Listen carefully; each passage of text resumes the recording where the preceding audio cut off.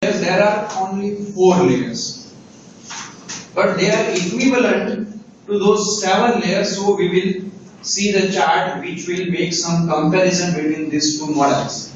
So OSI model, we have seen OSI model: application, presentation and session layer. These three together will be called application layer in case of the internet model, because there will not be these two layers separately in case of the internet model. Thereafter, transport and network layer will be there, because in case of internet model also there will be some data which may have to be transmitted over your lines. So it will needed to be separated into some parts and to reassemble them. So transport layer will be needed, and at the same time network layer will also be needed to actually transport those data on network lines.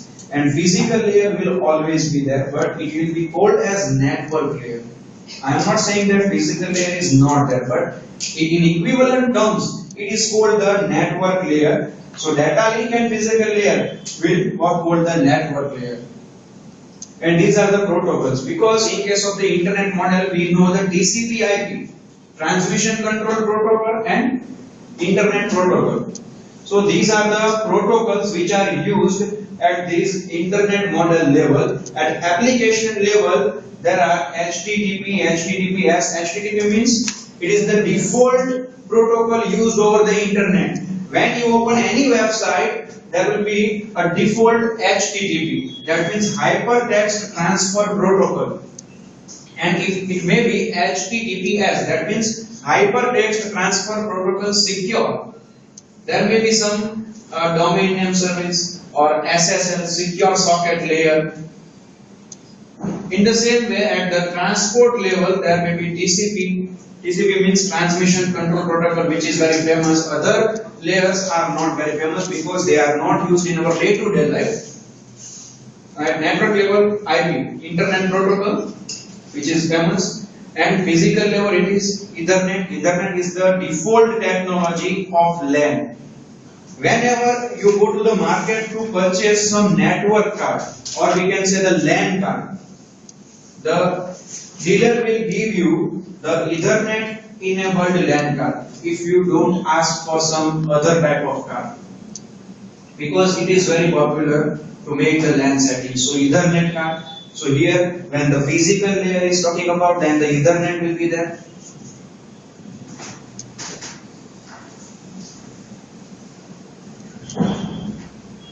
There is a concept of virtual private network. Suppose we want to transmit some confidential data, and we want that no one else or no third party can see our data when we transmit those data over the public network lines, because we may not have our own lines over the thousands of kilometers, because it is not possible financially to have our private network over the thousands of kilometers. So we will have to use the public network for that. But at the same time, we want to keep our data confidential. That means not to disclose those data to the general public. So what we will do? So the concept of virtual private network is there. In case of the virtual private network, there may be some virtually, or we can say the logical tunnels between the various devices over the network. And those devices may be thousands of kilometers away from each other. So there will be some virtual tunnel. So the data which is transmitted through this virtual tunnel cannot be intercepted by the hackers or some eavesdroppers. Eavesdroppers are those persons which hear or which track your messages without your knowledge. Those are called the eavesdroppers. So your data will be secure from these eavesdroppers by the way of help of these virtual tunnels. So this is called the virtual private network.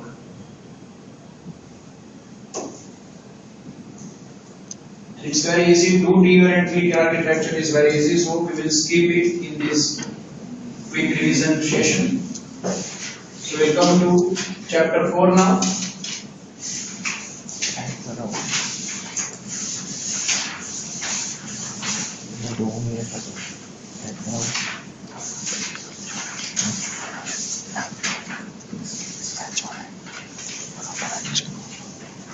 Internet. Internet means network of networks.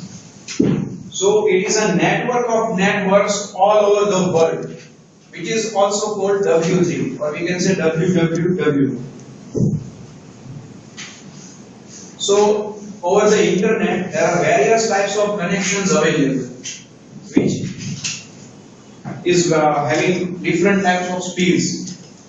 The first internet connection was the dial-up internet connection, and the initiation of internet in this world came due to the Cold War between US and Russia. So first of all, in 1956, USSR, that means Russia, has launched a satellite so that their missiles can be networked, to develop their missile network.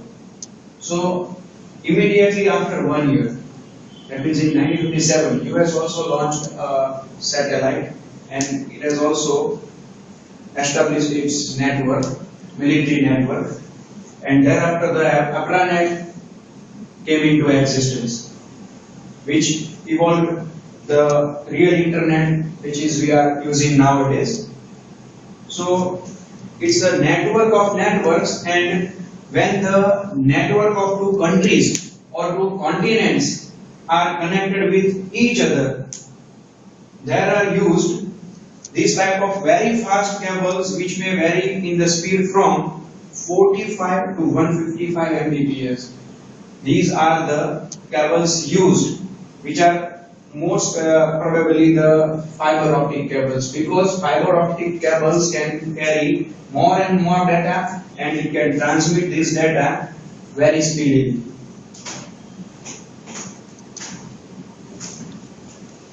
When can we say that there is a broadband? In case of internet, we all know the concept of broadband. So, which is the least speed when we can say that it's a broadband? 256 kbps is the minimum speed to say that it's a broadband connection. There may be some more speed, but no less speed device will be called the broadband device. And nowadays, the technology used is ADSL. And in this chapter, we will also see some electronic business transactions. Electronic fund transfer we have seen. So how the fund is transmitted over internet from one to another device. We will see it on the board.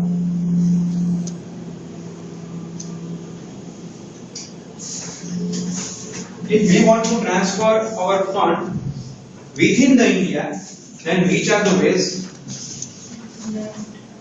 So electronic transmitting the fund within India involves NEFT. Another is RTGS. Third one is, which is the new concept, IMPS. So in case of the NEFT and RTGS, which is National Electronic Fund Transfer and Real-Time Gross Settlement, in case of the NEFT and RTGS, the technology is same.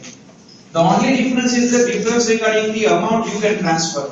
If the amount to be transferred is up to 2 lakhs, then NEFT, it will be called NEFT. But if you want to transfer more than 2 lakhs rupees, then it will be called RTGS. Otherwise, the technology is same. So technology is, there will be the technology comparative to the batch processing we have seen in the second chapter. What is batch processing? To process the transaction over the batches, and not individual transactions are processed immediately. So suppose at 10:30 AM I have transferred some amount from my account to some other account, then it will not be get credited to some other person's account immediately, because this is under the batch processing. So all the transactions of all the persons will be accumulated